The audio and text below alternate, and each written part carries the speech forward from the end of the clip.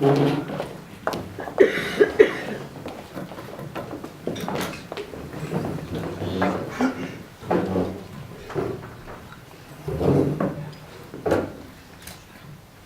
everyone, do you hear me? Is it? Yeah. So the six of us are all recently graduated Fulbright alumni, and we'd just like to share a tiny bit of our experiences here with you today.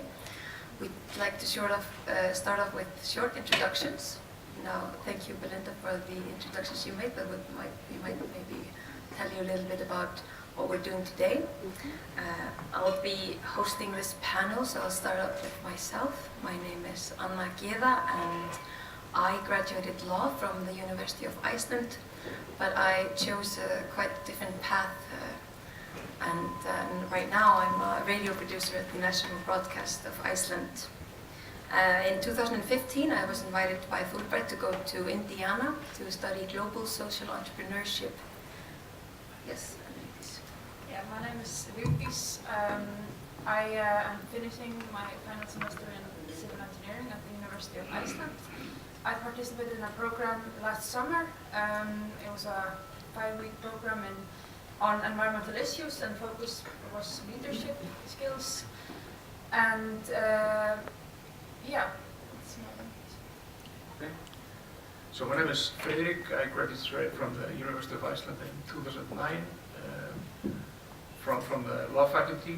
In 2013, I got the opportunity to study law at Harvard University and did my master's degree there. Today, I do a couple of things. I'm a partner of a small law firm here in Reykjavik. I also teach a lot in the University of Iceland Law Faculty, and I'm a board member to the Financial Supervisory Authority in Iceland. In addition to that, in 2016, me and my wife, with a couple of friends, we decided to open a restaurant.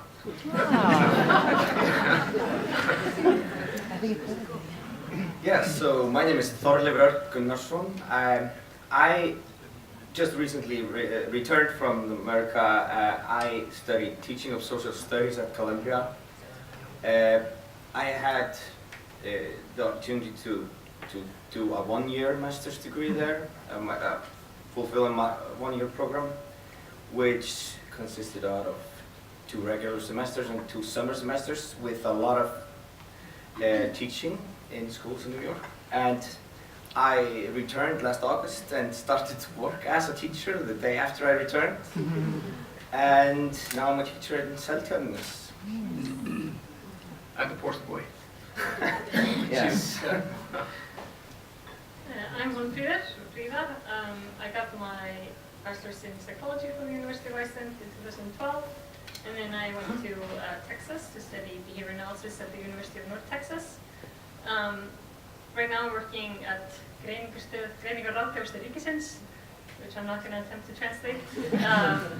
And I consult with children in preschools and their families who have autism or other developmental disabilities.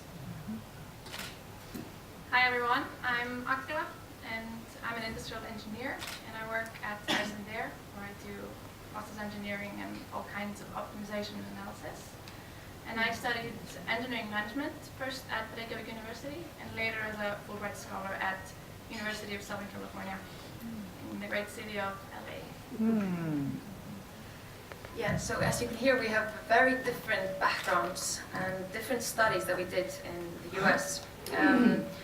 We'd like to tell you a little bit about our impression of the American culture and of the Fulbright Society and our experiences, and I'm going to throw the ball to Þorleifur first. What do you feel like you gained from your stay in New York? Yeah, well, I had the opportunity to go to New York and attend this prestigious college that exposed me to the city of New York, which was the point of me wanting to go there. Because that made it possible for me to kind of introduce myself to a more diverse culture, and more different social backgrounds and so on. So the program allowed me to get into this college, which then again gave me the opportunity to go into the school system in America. So I went into 2 schools in in New York.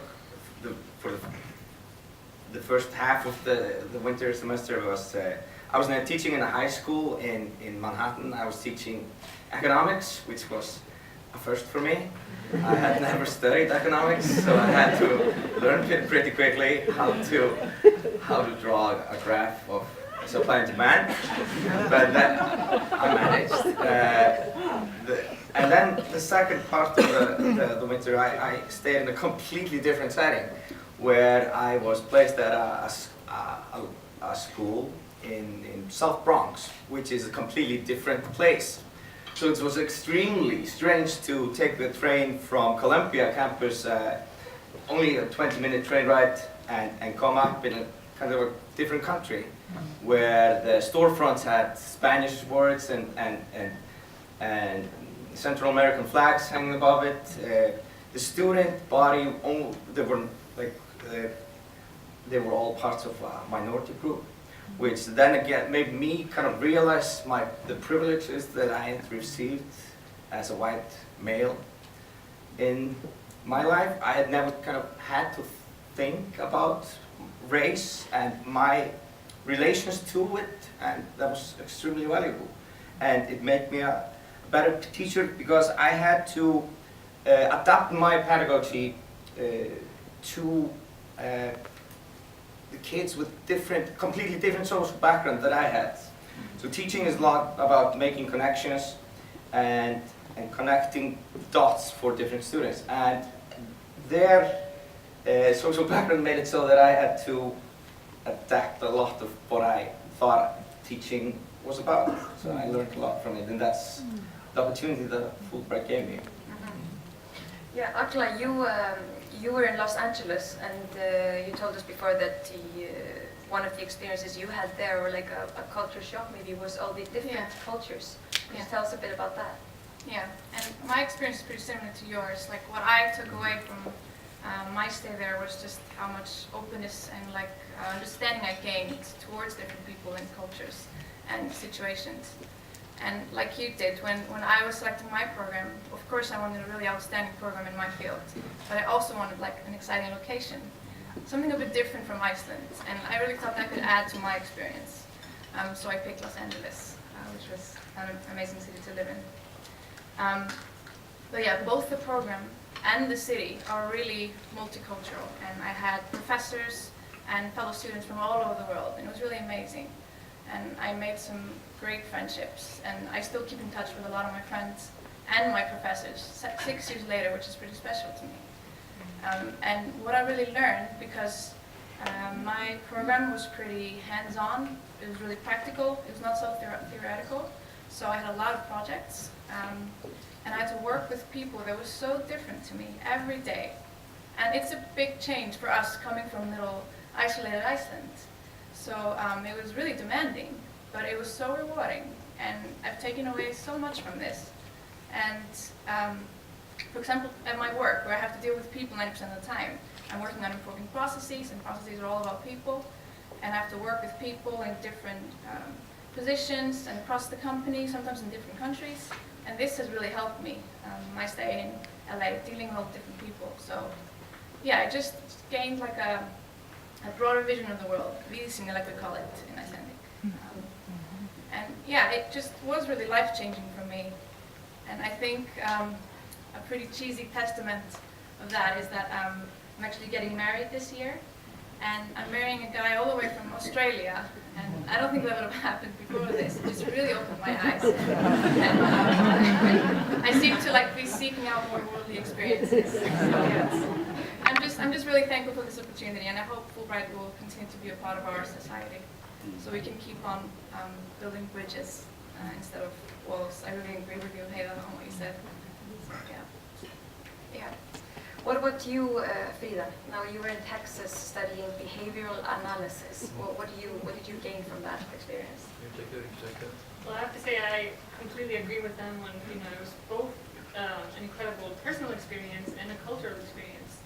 But for me, I guess what probably stood out the most was just the education itself, because in my field, which is behavior analysis, a very new field here in Iceland, it's a very small field too. So even though you can take some courses at the university, you can't get a master's degree in just this field. So for me, being able to go to a respected university in America, that was actually the first university to have a master's program in behavior analysis, I got to work with and learn from my professors who are respected researchers in this field.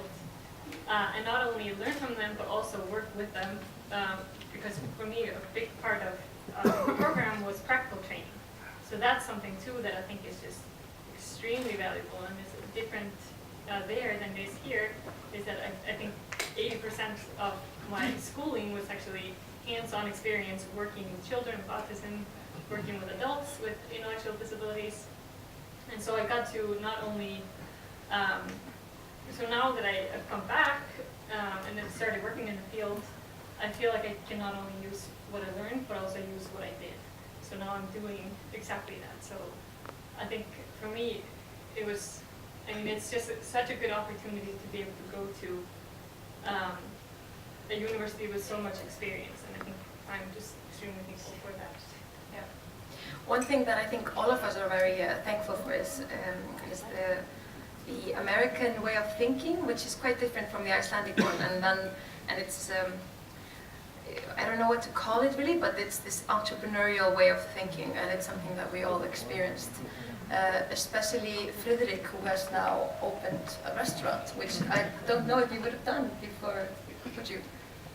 No, definitely not. So I agree with what Friða said about the academic excellence in the programs that we got. It was really a game changer for me and opened my eyes to new teaching methods, etc. But besides that, we lived in Cambridge where there's a very strong culture for